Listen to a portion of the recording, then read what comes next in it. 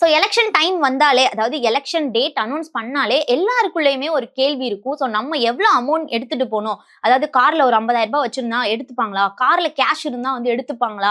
So இந்த மாதிரி லம்பான amount இருந்தா சீஸ் பண்ணிருவாங்களா?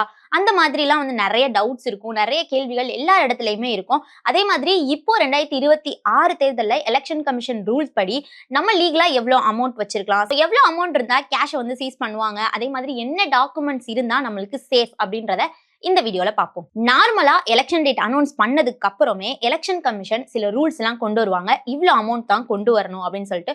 ரூல் நம்பர் 1, 50,000 வரையும் நம்ம கையில கேஷ் இருந்தா பெரிய ப்ராப்ளம் வராது. நார்மலா வந்து செக் போஸ்ட்லயோ இல்ல வந்து ஏதோ வந்து செக் பண்ற இடத்துல நம்மள நிப்பாட்டி கேள்வி கேட்டாங்க அப்படின்னா இதுக்கான எக்ஸ்பிளனேஷன் கொடுத்தா மட்டும் போதும்.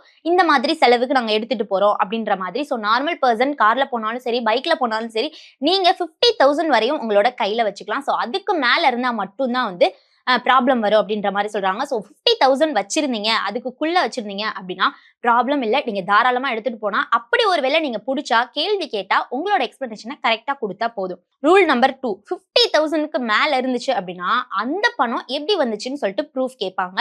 ஸோ 50,000க்கு மேல கேஷா உங்களோட கையில இருந்துச்சு அப்படின்னா அதுக்கு சில டாக்குமெண்ட்ஸ் ப்ரூஃபை நீங்க சப்மிட் பண்ணணும் அப்படின்னு சொல்றாங்க. ஸோ எக்ஸாம்பிள், நீங்க வந்து பேங்க்ல வந்து வித்ட்ரால் பண்ணீங்க அப்படின்னா அதுக்கான ஸ்லிப், அதே மாதிரி பேங்க் பாஸ்புக்கோட காப்பி, பேங்க் ஸ்டேட்மெண்ட், அதே மாதிரி பேன் கார்டு ரொம்ப இம்பார்ட்டன்ட் அப்படின்னு சொல்றாங்க.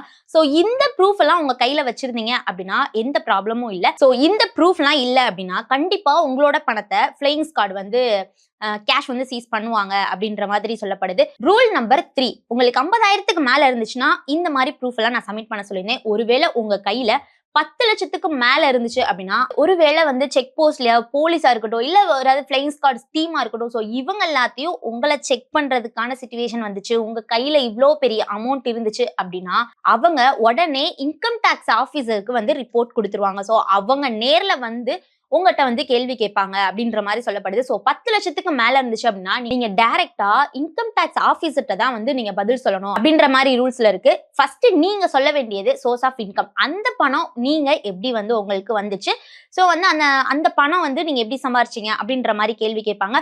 அதே மாதிரி டிரான்சாக்ஷன் ரீசன், எதுக்கு இவ்வளோ பணத்தை நீங்க வந்து இப்போ இந்த டைம்ல வந்து டிரான்சாக்ஷன் பண்றீங்க அப்படின்ற மாதிரி அவங்ககிட்ட வந்து கேள்வி கேட்பாங்க. ஒருவேளை அந்த டைம்ல, அதாவது இந்த மாதிரி ரீசன் கேட்கிறப்போ நீங்க மேரேஜ் ஆர் ஃபங்க்ஷனுக்கு வந்து இந்த அமௌண்ட்டை நீங்க வச்சிருந்தீங்க, அதாவது இந்த மாதிரி எனக்கு மேரேஜ் இருக்கு, சோ எங்க வீட்ல மேரேஜ் இருக்கு, சோ இதுக்காக வந்து நாங்க இந்த அமௌண்ட்டை வந்து வித்ட்ரா பண்ணிருக்கோம் அப்படின்னு நீங்க சொன்னீங்க அப்படின்னா மேரேஜ் ஆர் ஃபங்க்ஷனுக்கு சில டாக்குமெண்ட்ஸை உங்க கையிலேயே, அதாவது பணத்தை எங்க வச்சிருக்கீங்களோ அந்த பணத்தோட இந்த டாக்குமெண்ட்ஸையும் வந்து சேர்த்து வச்சிருக்கணும் அப்படின்ற சொல்றாங்க. எந்த மாதிரியான டாக்குமெண்ட்ஸ் நீங்க சப்மிட் பண்ணணும் அப்படின்னா கண்டிப்பா மேரேஜ் இன்விடேஷன் கார்டு வேணும், அதே மாதிரி நீங்க மேரேஜ் புக் பண்ண அந்த மஹாலோட ரெசிப்ட் வேணும், கேட்டரிங் அட்வான்ஸ் பில்லா இருக்கட்டும், இல்ல ஜுவல்லரி பர்ச்சேஸ் பில்லா இருக்கட்டும், இல்ல டெக்கரேஷன் அட்வான்ஸ் கொடுத்துறதுக்கான ரெசிப்டா இருக்கட்டும், இந்த ப்ரூஃபோட கண்டிப்பா பேங்க் வித்ட்ரால் ப்ரூஃபும் வந்து வேணும் அப்படின்னு சொல்றாங்க. ஸோ இந்த ப்ரூஃப் எல்லாம் இருந்தா மட்டும்தான் உங்களுக்கு ப்ராப்ளம் வராது. இந்த ப்ரூஃப் எல்லாம் இல்லை அப்படின்னா கண்டிப்பா இன்கம் டேக்ஸ் ஆஃபீஸர் உங்களோட பணத்தை சீஸ் பண்ணுவாங்க அப்படின்ற மாதிரி சொல்றாங்க.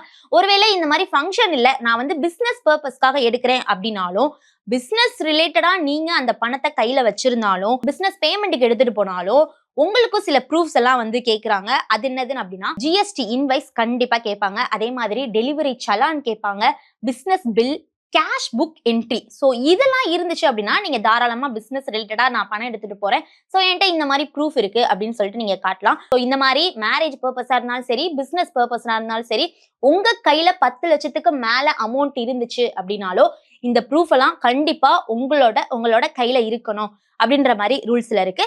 ஸோ ஒருவேளை உங்களோட பணம் வந்து இந்த ப்ரூஃப்லாம் இல்லை, உங்களோட பணம் வந்து சீஸ் ஆயிருச்சு அப்படின்னா எலெக்ஷன் டைம்ல உங்களோட பணம், உங்களோட கையில இருந்த பணம் சீஸ் ஆயிருச்சு அப்படின்னா கண்டிப்பா ரெசிப்ட் நீங்க வாங்கியே ஆகணும். அந்த பணம் எவ்வளோ இருக்கு, ஸோ அதே மாதிரி எந்த இடம், ஸோ எல்லாமே வந்து ஒரு ரெசிப்டா இருக்கும். ஸோ அந்த ரெசிப்ட்ல இதெல்லாம் இருக்கான்னு பார்த்துட்டு ரெசிப்ட் வாங்கிக்கோங்க. அந்த ரெசிப்டை நீங்க பத்திரமா வச்சுட்டு டிஸ்ட்ரிக்ட் கமிட்டிட்ட வந்து நீங்க கொடுக்குறோம் அப்படின்ற மாதிரி சொல்றாங்க. ஸோ டிஸ்ட்ரிக்ட் கமிட்டி அதை வெரிஃபை பண்ணிட்டு அந்த டாக்குமெண்ட்ஸ்லாம் சரியா இருந்துச்சு அப்படின்னா கண்டிப்பா உங்களோட பணத்தை திரும்ப கொடுப்பாங்க. அதே மாதிரி எந்தெந்த ஆபீசர்ஸ்லாம் நம்மளோட பணத்தை சீஸ் பண்ணுவாங்க, செக் பண்ணுவாங்க அப்படின்னா இந்த எலெக்ஷன் டைம்ல எந்த டிபார்ட்மெண்ட் வைஸ் எப்படி செக்கிங் நடக்கும் அப்படின்னா ஃபிளையிங் ஸ்குவாட் வந்து நம்மளை செக் பண்ணுவாங்க, அதே மாதிரி ஸ்டாட்டிக் சர்வலைன்ஸ் டீம் வந்து செக் பண்ணுவாங்க. அதே மாதிரி போலீஸ் செக் போஸ்ட்ல வந்து நம்மளுக்கு எப்பயும் போல செக்கிங் நடக்கும் அப்படின்ற மாதிரி சொல்றாங்க.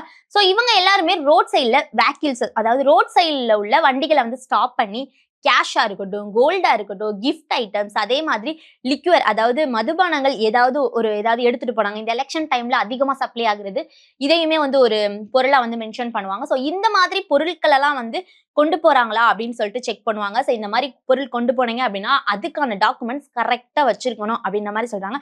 இல்ல அப்படின்னா உங்களோட பணம் சீஸ் ஆகும் அப்படின்னு சொல்றாங்க. ஸோ இந்த மாதிரி டைம்ல, அதாவது எலெக்ஷன் டைம்ல போலீஸ் செக்கிங் வந்து பார்த்து பல பேர் வந்து பயந்து போவாங்க. ஆனா ஒரு சிம்பிள் ரூல் இது மட்டும் தாங்க. கேஷ் கொண்டு போலாம், ஆனா அதுக்கு ப்ரூஃப் இல்லாம கொண்டு போக கூடாது. சோ 50,000 வரையும் உங்க கையில தாராளமா இருக்கலாம். 50,000 ரூபாய்க்கு மேல இருந்துச்சு அப்படின்னா கண்டிப்பா ப்ரூஃப் உங்க கையில வச்சுக்கோங்க. சோ வந்து இந்த மாதிரி ப்ரூஃப் இல்ல அப்படின்னா தான் எலெக்ஷன் கமிஷன் உங்க மேல வந்து ஆக்ஷன் எடுப்பாங்க. அதே மாதிரி அந்த நேரத்துல அந்த கேஷையும் சீஸ் பண்ணுவாங்க. சோ உங்களோட கேஷுக்கான ப்ரூஃபை கையிலேயே வச்சுக்கோங்க. மோர் இன்ஃபர்மேஷனுக்கு நம்ம சேனலை ஃபாலோ பண்ணிக்கோங்க.